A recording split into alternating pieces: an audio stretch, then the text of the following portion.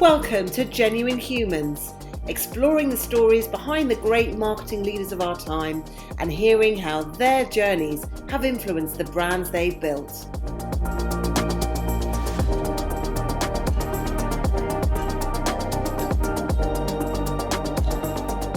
Brought to you by The Social Element, here are our hosts, Tamara Littleton, CEO and founder, and Wendy Christie, Chief People Officer.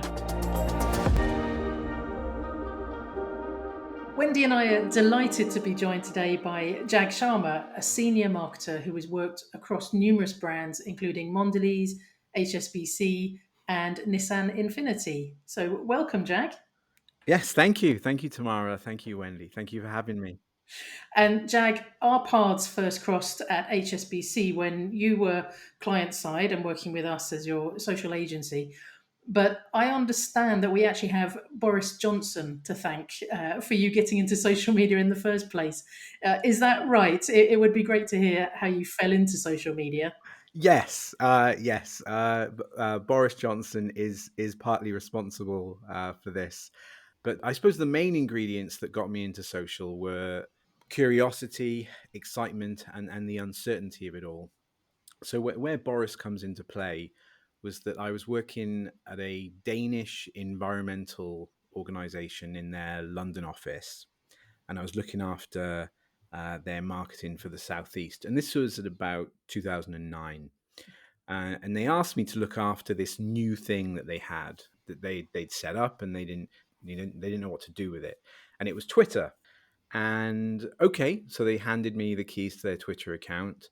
I had complete free reign. No one internally in the company was interested in what we were doing on the platform. And so, amongst others, I followed Boris Johnson, and I waited patiently for him to tweet about environmental issues in London. I waited patiently, and then eventually he did tweet about environmental issues, and I pounced. I had a couple of replies ready based on whatever topic he was going to go for. And I pounced and I replied on it. And soon after he replied, and there was some back and forth. And then he encouraged us to go and meet with him. And yes, so from one tweet, I managed to essentially get us a meeting with the Mayor of London. And in turn, that got this Danish company I was at a chance for a government contract. And it was at that moment I realized that this was big stakes, that this social media thing wasn't some cute add on or sideshow to mainstream marketing communications, but potentially the single biggest shift in how we as human beings communicate. And this is where the curiosity and the uncertainty took over. Because I remember thinking this at the time. When the guy or girl who invented the first drawing board got it wrong, what did they go back to? And that's what excited me about social media at that point, 2009, 2010, because it was really this whole playground of companies and brands and people trying things and gaining traction at scale with a lot of ease. Organic growth was very possible back then. And yeah, that's what social media was 12 years ago. It was just reaching at scale. Yet there were very few practitioners. And this is what I wanted to do. I wanted to treat it as a vocation, and I wanted to treat it with respect. The company I was at, the Danish environmental company, they were not interested in a full-time person focused pretty much on solely on social. So I started to look for that. I wanted to look for companies that were looking for that role, and I tried and I applied and I really went for it, but no one would employ me. And I always felt when I walked into interviews that people were expecting someone who looked straight out of Shoreditch, and I looked anything but that.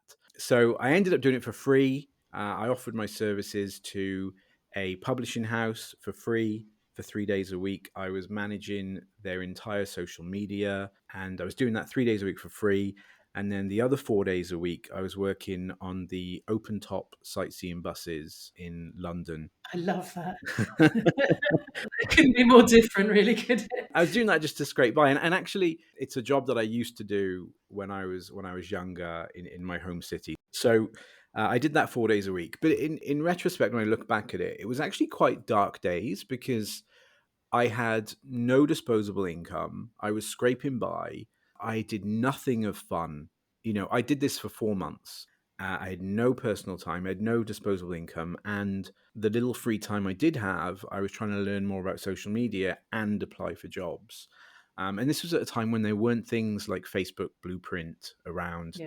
to help you learn. You had to really do it on your own. But it led to good things. I was approached by Mondelez to get my first full-time paying job in social. I never applied for the job at Mondelez. I was approached by them. So it does show that if you're willing, if you really want to go for something, and if you're willing to sacrifice, and if you can sacrifice, then it's worth going for it because it can lead to good things.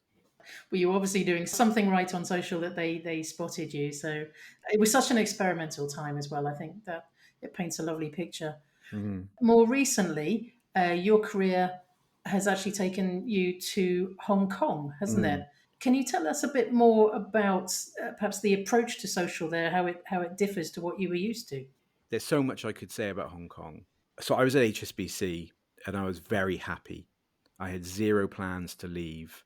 And then out of the blue, this company called Infinity, who were the luxury arm of Nissan Motor Company, contacted me directly and asked if I'd be interested to make the jump and go and work for them in Hong Kong in their global headquarters. So I went from a regional role for HSBC to a global role for a challenger luxury brand looking after 26 countries, including mainland China. Hong Kong is possibly, it's one of, if not the most densely populated place on Earth. Yeah. So there are ramifications to that from a society and cultural perspective that then impacts digital. So if it's the most densely populated place on Earth, living quarters, apartments are small, and many don't even contain proper kitchens. They have kitchenettes. So the knock on effect is that people spend more time outside of their home. So things like same day or next day Amazon style deliveries that we're more familiar with in the UK are not as common in Hong Kong because people are out and about more. Yeah. And marketing, like out of home billboard ads, trade marketing, ads in shopping malls, these are still a big deal. For any brand trading in Hong Kong, they're still probably, I would say they're about probably 10, 12 years behind in that respect. And then how that affects social is that social media is still a it's still a cute add-on to mainstream marketing. Now, the current global situation with the virus has changed that for them. And now, all of a sudden, you see this scramble in Hong Kong for digital talent. However, it's the same scramble that happened in the UK 10 or so years ago. And that scramble was that these marketing departments, they want digital talent, but rather than train up or move on the old guard of their marketing teams, they want to bring in digital talent at cut price. Mm. So still thinking that it's a cute add-on that you can bake into what you're currently doing. So from a digital and social perspective, Hong Kong, I would say, Hong Kong specifically is behind. However, just across the border into mainland China, it's completely the opposite way, and that's the exciting part. There's lots of exciting things going on in China. Social media in China is much more of a sales channel than it is internationally. Yes, we do think of Facebook as a sales opportunity, but it's more so seen as an awareness channel. I would say the two biggest elements in China social media are key opinion leaders, we know them as influencers, and live streaming for the purposes of selling. To get an understanding of why live streaming and KOLs are such a big deal in China. 70% of Gen Z consumers in mainland China prefer buying products and services directly within social media, compared to just 40% average internationally. 78% of Chinese people surveyed in 2018 said that they believed in recommendations from KOLs or celebrities. And of the 65 billion US dollars that was spent online in China in 2019, 17 billion of it came from purchases made through KOLs. So that's a Wow. quarter of all online purchases. So how did KOLs get so big? Well, there's three key reasons. So first of all, in China, people trust people more than companies. There have been so many scandals in China involving trusted brands. There was a baby milk powder scandal where the ingredients weren't as advertised and Mhm. babies were getting sick. High price alcohol is often counterfeit, and people have died in mainland China from drinking what they thought was an expensive bottle of Scotch whiskey, but turned out to be something else. But it's not just about trust. The advertising options within China's social media are often much more limited than they are in the rest of the world. The targeting options are sometimes not as good as they are in the West, and the premium ad slots can be super pricey. So I'm not talking about Twitter first view pricey. I'm talking about out of home billboard in the center of town pricey. I mean that's how pricey some of these WeChat premium placement ads are in China. And the third reason why KOLs are so big in China is that there's better integration between influencer posts and e-commerce. You have tremendous e-commerce and live streaming integration throughout the platforms on China. So, for example, you can be live streaming on Weibo, and there's nice integration to your Tmall account. Tmall is an online shopping platform there. Much more integration to sell directly between those two platforms. So, if you're running social media in China, then KOL marketing is a super key element. Mm. I've managed teams of full-time staff whose job is to just manage micro KOLs. And then we'd often use an agency for the macro KOLs. And just to get a real flavor of the opportunity with KOLs, Becky Lee, she's one of China's original bloggers. She started Mhm. in 2014. Today, she employs over 100 people and runs several social accounts in China. Mini Cooper partnered with Becky Lee. Becky created her own limited edition Mini in China with a special color paint. Yeah. There were only 100 cars available, and on launch of this car via her social channels, all of them sold out within 4 minutes. Oh my Wow. gosh. 42,000 US dollars per car, 100 sold out in 4 minutes. That's $4.2 million of revenue through partnering with one KOL. And all she was a blogger in 2014. And look at how far she's come. Where I worked recently, we were partnering with a chap called Austin Lee. And in mainland China, he's known as the Lipstick King. Mm-hmm. So many women and men buying beauty products in China, they hang off this man's every word. We partnered with Austin. He runs regular live streaming once a week, usually on a weekend, and his live streaming lasts for several hours at a time. A brand would pay for just a 15-minute slot, and he'll demo the product. He'll usually wear or try the product and then offers some kind of promotion for buying through his e-commerce links. And just by using him, brands can see their sales increase that week three, four, fivefold just by Wow. using him. And that's the impact of partnering with these KOLs and these live streamers in China.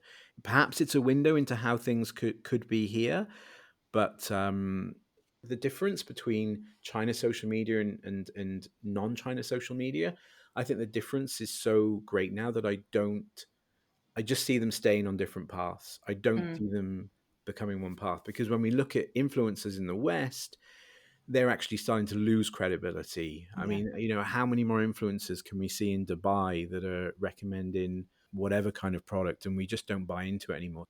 I think in the West we have there's this whole different approach to data privacy, and then the society view on privacy. In China, they've never ever grown up or had privacy, so their yeah. understanding of privacy is, it's kind of like they understand the theory of privacy, but they don't really understand the practice of it, or what that means, or the knock-on effects. And I've seen that. I'll give you an example. We've had mainland Chinese companies build games for us, online games. And then when it came down to figuring out the privacy and what we're going to ask for people up front, they just didn't know how to handle that. And then the Mm, data we were collecting was perhaps not aligned to what we were asking at the beginning. We were collecting too much data on some aspects. We'd have to pull the game. And so what we learned was just this attitude to privacy in China it just isn't there. And so I can't see there being commonality or between international and China social media. I think they'll grow further apart. Right. it will be interesting to see what kind of cuts through. I don't know if this makes me weird, but I'm actually really championing the kind of virtual influencers, just because I find the area so fascinating to be able to create a character that doesn't actually exist but becomes an influencer in its own right, and people know that. But because I'm always sort of wary of crisis management for brands as well, I find it as a good way to kind of manage the influencer. But as I said, that might make me just a bit weird. Well, no, I think there's obviously a growing desire for them. I think there was, what was the original one called, Lil McQuella, or but yeah, it's interesting. I mean they're more reliable than a real human. They're not going to perhaps be involved in any scandals. Let's go back a little bit now and talk about what led up to all of this for you. And we'll start with Jag the child. So, what were you like when you were little? My memory of what I was like when I was little, I was very happy. I think I had a very nice childhood. I was very happy. Thoroughly enjoyed it. I had got to do some fun things. When I was a kid, that I didn't, as a kid, used to accept that they're normal. So we lived next door to one of the creators of Fireman Sam and Super Ted. Oh, No wow. way! That was our neighbor. So when I was still just before primary school, the wife of this creator of Fireman Sam and Super Ted, she used to look after me when my mum was at work for a short time. And so I have very vague recollections of just seeing, like an artist's drawing board area and sketches out of Super Ted and stuff like that. A very vague recollection of that. But I just thought it was normal because, I was a kid.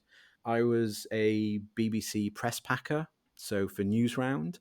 I got to go and interview Philip Schofield in 1992. I was 9. I got to interview him because he won Best Dressed Man of the Year, and I was taken to the NEC in Birmingham, and then I got to interview him, and then that went into the BBC children's magazine. I know my mum has a copy of it somewhere. So on that side of it, I think I had a really great childhood. But then as I got older and I'd hear stories from my parents and my sister, I was like, oh, okay. Because the other side of it is, I was when I joined my primary school, I was the only minority in my primary school. And when my parents replay stories back to me of things that happened, I was like, oh, yeah, that did happen. And oh, yeah, this did happen as well.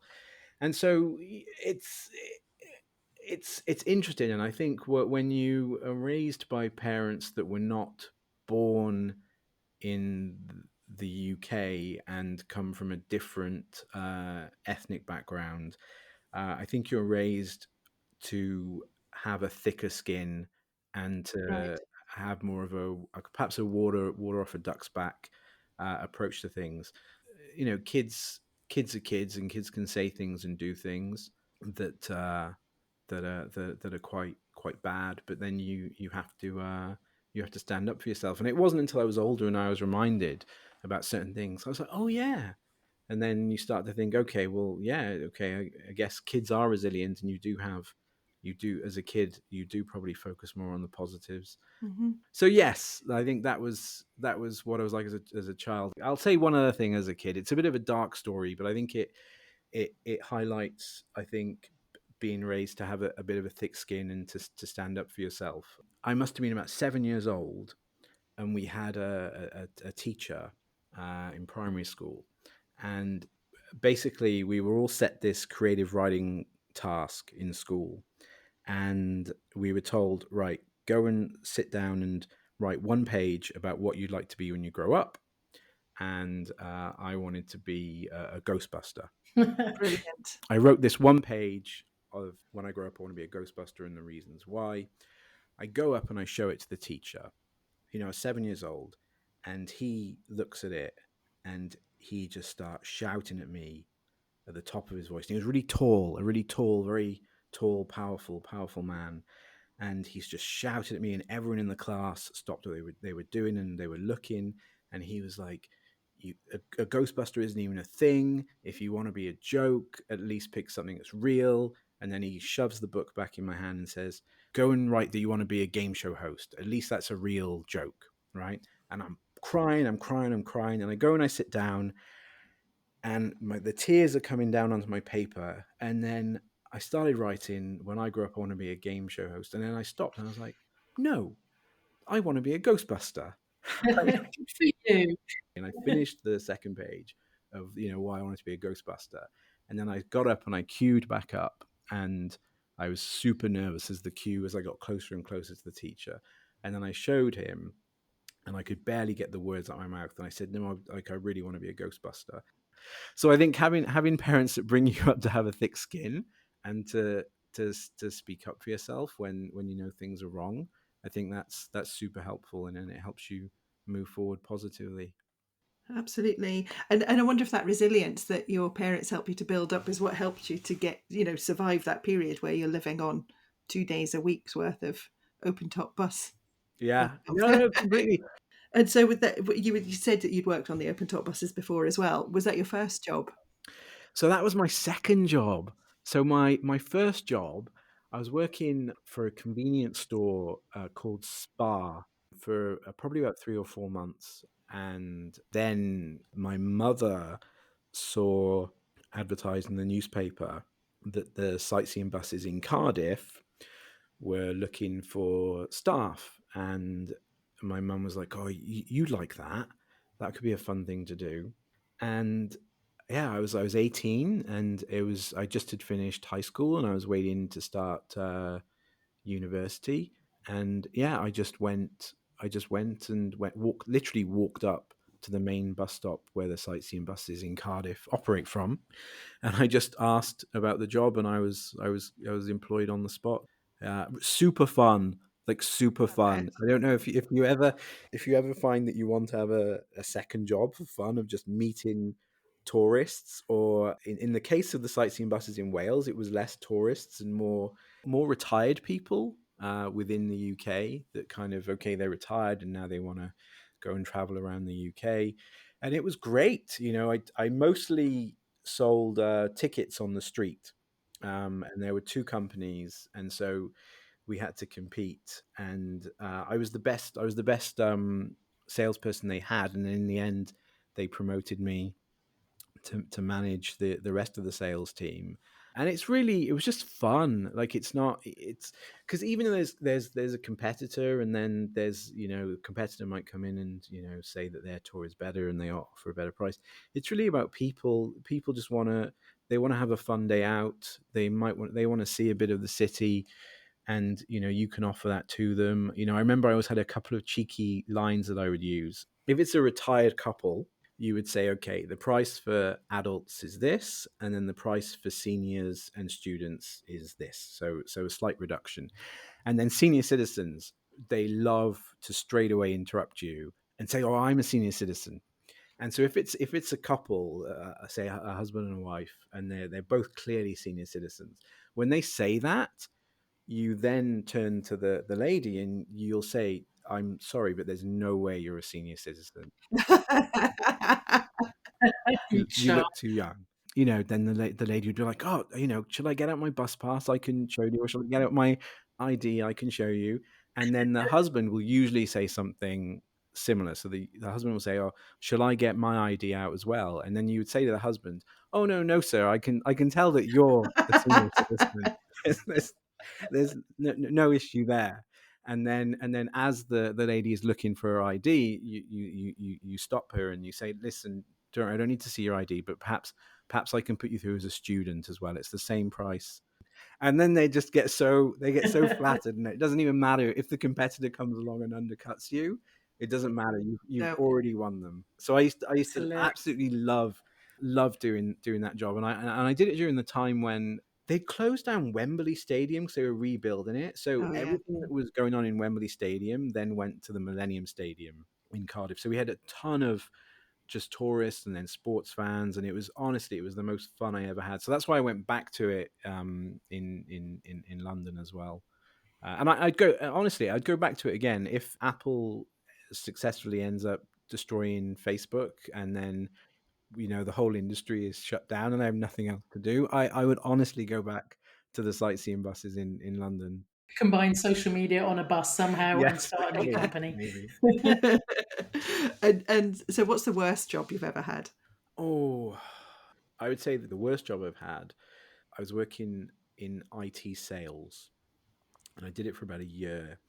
And so we were selling kind of these big server units. So the example being, if one of my clients was a national newspaper and they would need their entire server room refitted, redone, new servers, that's the kind of sales and job I was doing.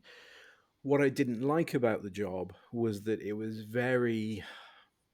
just very cliche boiler room sales environment, and the type of humans that worked there were much more interested in the car that they drove and the watch on Mm. their hand than they were about the clients that they serviced and actually understanding the technology that they sold.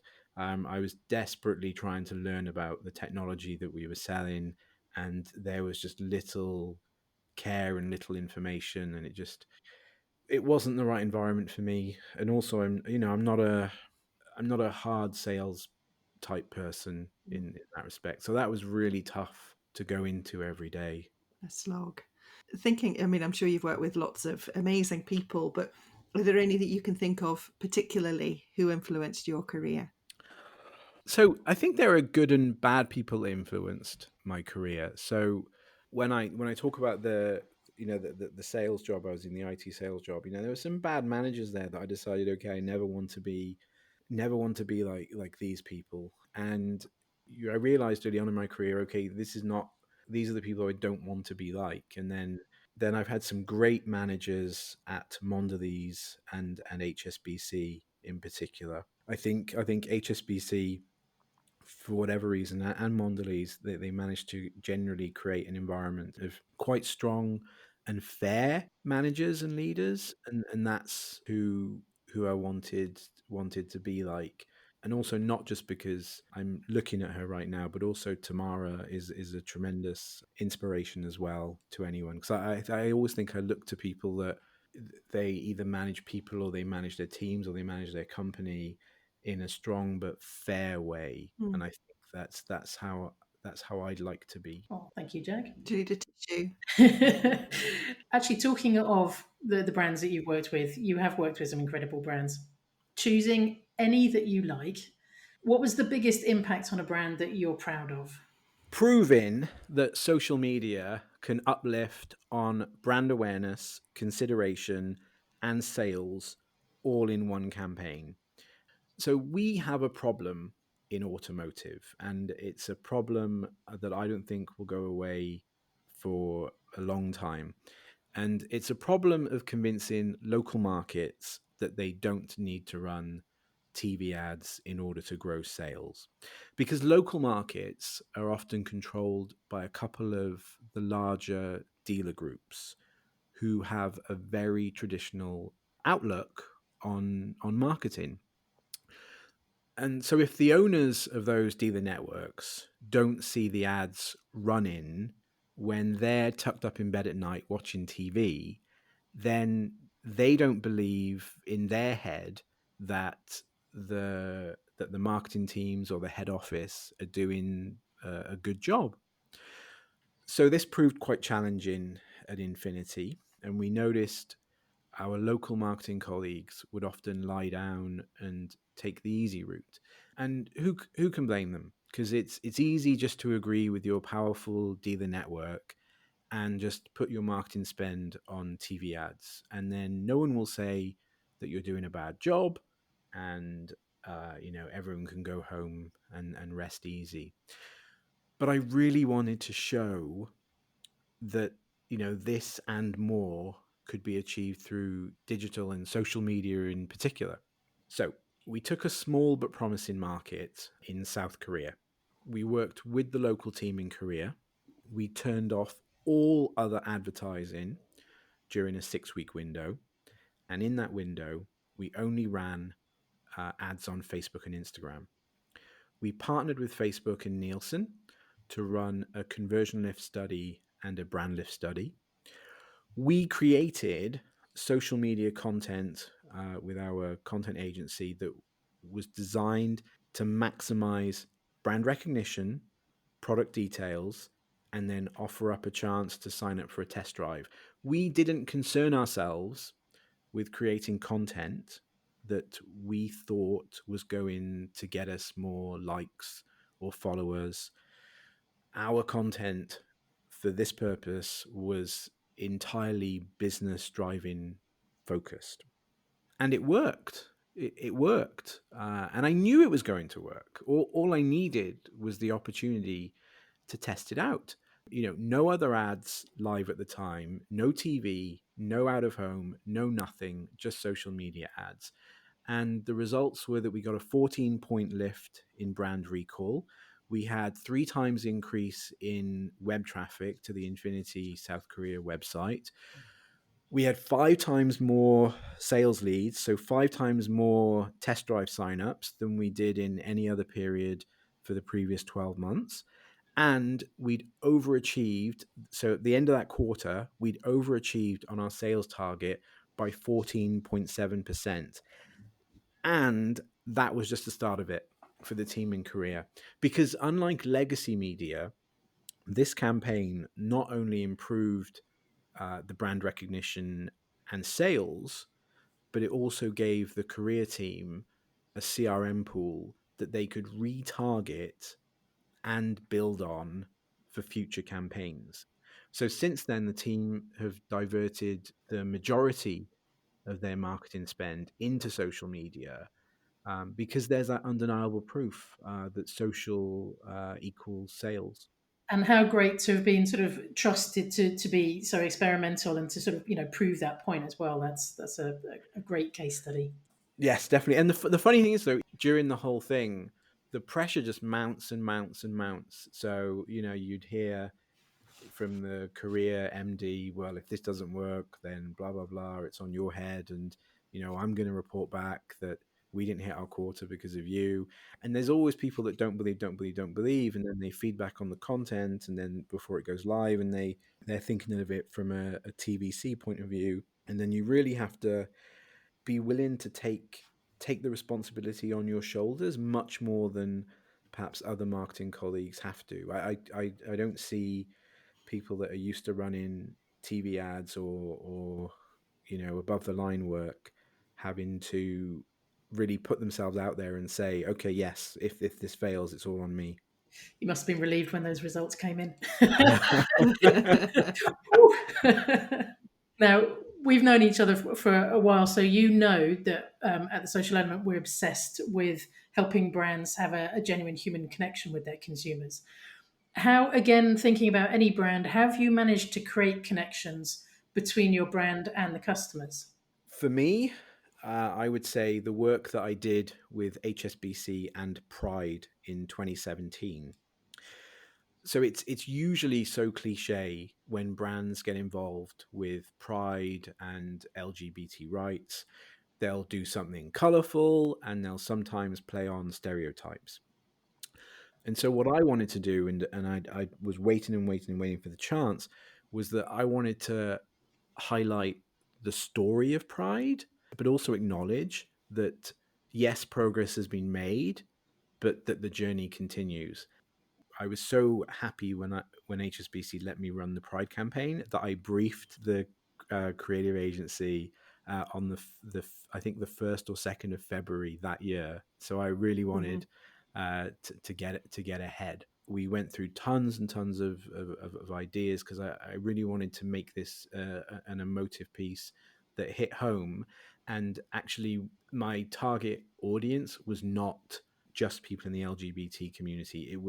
This was something that everyone needed to see, because LGBT rights isn't for LGBT people; it's for all people. So the idea we went with in the end was that we found one of the original founders of the original Gay Pride Parade in 1972. It was a chap called Andrew Lumsden who founded Gay News in 1971, and then he was on the first march in 72. And we also found someone that had only gone to Pride for the first time recently, a transgender man in his 20s. He's a very popular YouTuber, and he'd only gone to his first Pride March the year before. The output from this, and it's still available on YouTube if you search HSBC with Pride. We created a 3-minute emotional story highlighting both of their journeys. So if you imagine Andrew Lumsden's journey in 1971, 1972, going on the first Pride March, imagine the nervousness of it. His stories of the abuse they got, and it was very common for him and people like him to get beaten up by the police for no reason. So imagine going out on the first march and helping organize the first march. Imagine how nervous that would be. You literally could be fearing for your life just to go and stand up and say that I'm here, and I should be counted and I should have a voice, just to be able just to do that.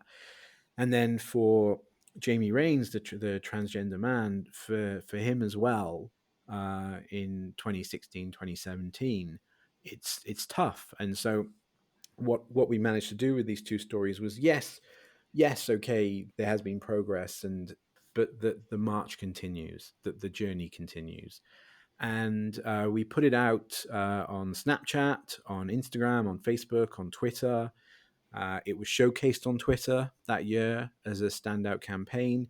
It helped us win Best Financial Services Social Media from the Drum. But beyond all the recognition from Twitter and the awards from the Drum, it created connection, and it created chatter and shareability on social media. And that's what I wanted to achieve. I wanted people that are perhaps not in the LGBTQ community talking about this content and getting some kind of understanding about the challenges that people are facing.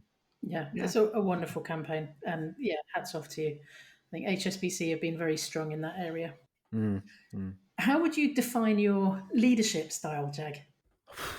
So, I'm still because I'm going to admit a definite flaw of mine here. So my leadership style is mostly pace setting with a sprinkling of laissez-faire. So do as I do, pace setting. So I'm very much a hands-on practitioner. I don't think any task is beneath me. Like, sure, there are tasks that I like to do less of, like I like to do less of finance related work, but I'd still like to be able to know how much of hands-on time and then how hands-on experience of doing something and doing it well. and then in turn, hopefully setting the pace and expectations of what good looks like to me. Even recently where I've been working, I I still know how to set up Facebook ads. Even though I don't need to do it, I still know how to set up Facebook ads, because there's the odd thing that might change here or there, and it's good to check in once in a while and to see how to do it. I can set up self-serve TikTok ads. I don't need to, but it's good for me to know, because if I'm asking people in my team to do it, I feel that I should know. And then I should know that, okay, to do it properly, it takes time, it takes this amount of time. However, I recognize the challenges to this approach of leadership. And I had this feedback at HSBC in my final year there, end of year review from a junior member of the team. They said that they felt a heavy weight on their shoulders from the pace that I was setting. To combat that and recognizing that no one's perfect, the great thing about life is that you always have chance to improve. So I mix my pace setting style with a significant chunk of a laissez-faire approach. So once I know that a person is strong, what they're strong at, and I can fully entrust them and leave them to it, then it's theirs. It's completely theirs. They run the show, they run the project. I don't want to know the detail of how they set this up or how they set that up. I'll just check in on progress on our weekly or bi-weekly catch-ups. So still, I think it will always develop as well. I don't think my leadership style will stay as pace setting and laissez-faire. I think with time it will change again. And as I hope to get more senior, perhaps it will be less pace setting, because I won't have the time to get in the detail of absolutely everything. So I won't know how long it takes to do X or Y. So I think naturally leadership styles will change over time. Yeah, well, we're all works in progress, right? No, very much so. So, what have you learned in the pandemic about culture and leading teams remotely? So I've worked in 2 organizations during this pandemic. So the virus came earlier in Hong Kong than it did to most of the rest of the world. A key learning that I will definitely take forward beyond COVID is that even if some of the team are in the office, have everyone dialed in individually on Zoom or Blue Jeans Yeah. or whatever you use. And the reason for this is because if the ones in the office dial in together from one device in one meeting room, then they will end up having the advantage of being in the room together, the benefit of the nonverbal communication amongst themselves as they're together face to face and they're not dialed in. And then they end up just dominating the conversation. So I think we need to embrace flexible working, everyone dialing individually. I'm looking forward to this new world of after the virus, because I do think it's kicked things forward in terms of flexible working and allowing and trusting employees to work more of their own schedule and work from home. And yeah, I think a lot of good will come from this. Yeah, I think so many companies are going to have to work on that hybrid model to get it right. You're It's absolutely right. it's very easy to feel excluded if you're the one dialing in remotely and you're talking to a room of people who are just having little side conversations, and it needs work.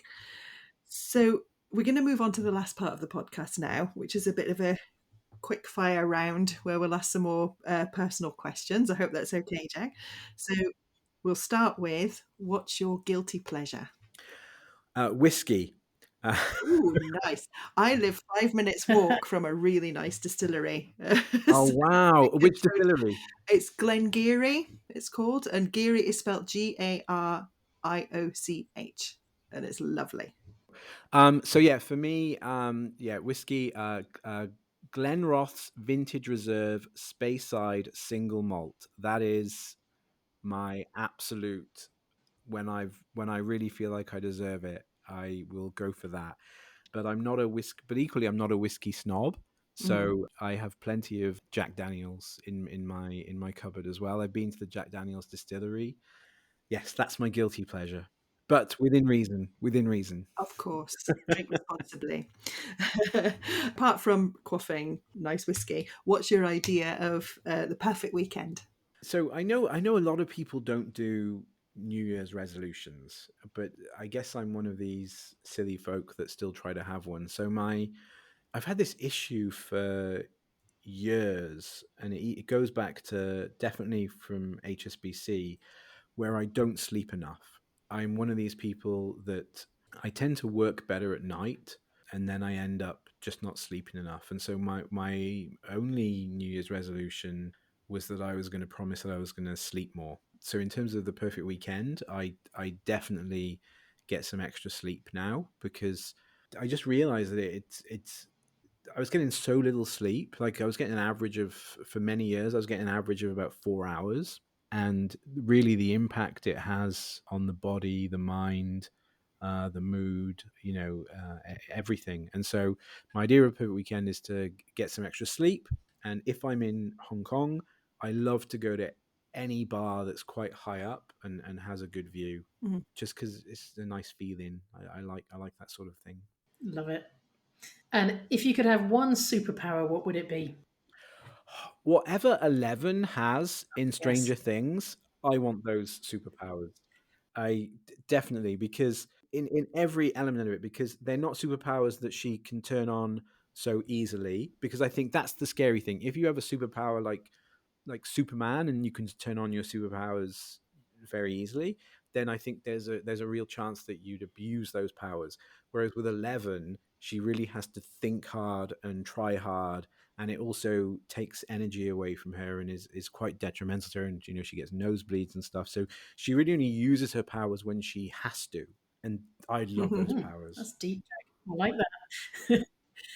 We've had such a lovely time talking to you, but is there anything that you wish that we had asked you, or any closing thoughts? Yeah, I was hoping we'd get a chance to speak about and where we think social media is heading. I'd love to hear your thoughts. So I think we're heading to a more fragmented social media world, and potentially the rise of the subscription model. Hmm. And there are so many elements of this. One of my favorite quotes is from James Callaghan, who's a prime minister of the UK in the 70s. He famously said, "A lie can be halfway around the world before the truth has got its boots on." And we see that with social media, that because now everyone is essentially a publisher and everyone can be a news outlet. Gone are the days of when it was a few media powerhouses that gave their own biased view. Now it's that everyone can have their own view and lens on the world. And truth is really under attack like it's never been before. And we have to recognize that social media has played a part in this. And people are starting to distrust social media in general and feel disappointed with how they're seeing the social media platforms respond to these challenges to truth. Apple's war on keeping privacy. iOS changes are coming that are going to impact how much data Facebook can collect on us. I had a call with someone I know at Facebook just 2 weeks ago, and they are so concerned because they don't even know how much this is going to weaken Facebook and to what degree this is going to affect Facebook. But it's really going to limit two things for Facebook: the data that Facebook can collect on people, and then in turn, the data that they can provide to the real customers of Facebook, the advertisers. It's been such a luxury as a brand that advertises on Facebook, the amount of data you can get back from them. And it used to be even more. But now I think it's under real threat. Right-wing activists, they feel that traditional social media channels are favoring the left. So they themselves are opting out and they're moving to more obscure social networks. Societies that worry about their governments tracking them, whether it's the case or not that their governments are tracking them, they're moving to other social networks. And then we've also got, the rise of other social networks for various other reasons. Clubhouse, audio only, has already got some celebrities on there. So that's an interesting one as well. So I think that's going to contribute to this fragmentation of social media. Data privacy, it's another issue. And when we saw that just literally last month with WhatsApp changing their data privacy policy. And then, there's even things like, an awakening of what social media does to us. So, we have documentaries like The Social Dilemma that have made people believe that social media does things to us. Gradual changes in behavior, dopamine hits, being primed for certain ads, voter suppression. It's a fact. Voter suppression and Cambridge Analytica. The Brexit vote was the test bed for the 2016 US general election. It's not about getting people to vote a certain way. It's convincing people that their vote doesn't make a difference, or their vote doesn't matter, or the person they believe in isn't worth bothering voting for. So when you add all of this up, it leads to more fragmentation, and people will be much more particular about which platforms they use. And I think there's also an outside chance, but perhaps a growing likelihood, that we could see a potential Netflix style subscription model for an ad-free, data tracking free version of social media. You pay a monthly fee, and they are not going to harvest your data. They're not going to serve you with ads. They're not going to manipulate you, because they're already getting the subscription fee from you. It's really interesting because I definitely agree with you on the fact that things have been divided so much, and we've seen that in society, and it's connected to how they identify with certain social media platforms. For example, as you said, some people are leaving platforms because they consider it too left wing. It worries me because of society, of kind of picking your team and sticking to it. It's very divisive. We've seen that in politics. We've seen that in all sorts of areas. In sports, that's the way it's been, but it was left on the sport ground. The fact that it's now that you can kind of pick your identity and then become very aggressive to the other side is something that we've been seeing playing out on social media. I hope that will change, because one of the joys of social media is that it was for everyone, and it was more, you'd have your different communities and different personalities, but ultimately you weren't rejected from a platform because of who you were. So it feels like that is a dangerous route for us to go down, and I hope that marketers can do their bit to not play into these stereotypes or the easy case of you're left or you're right or you're this or you're that. I am an eternal optimist, and I love human behavior.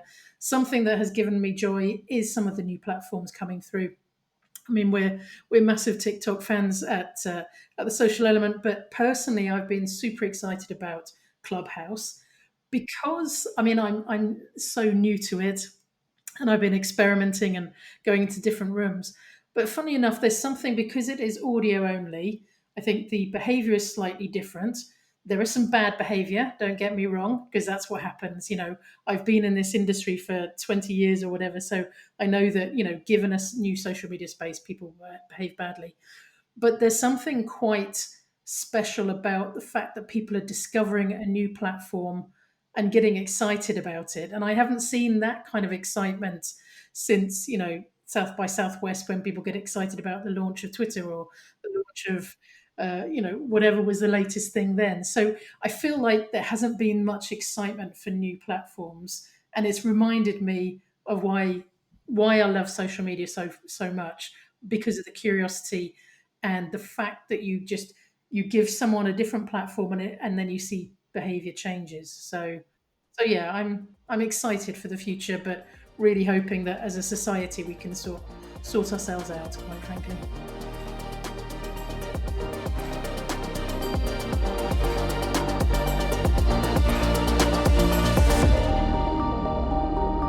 You've been listening to Genuine Humans, brought to you by The Social Element.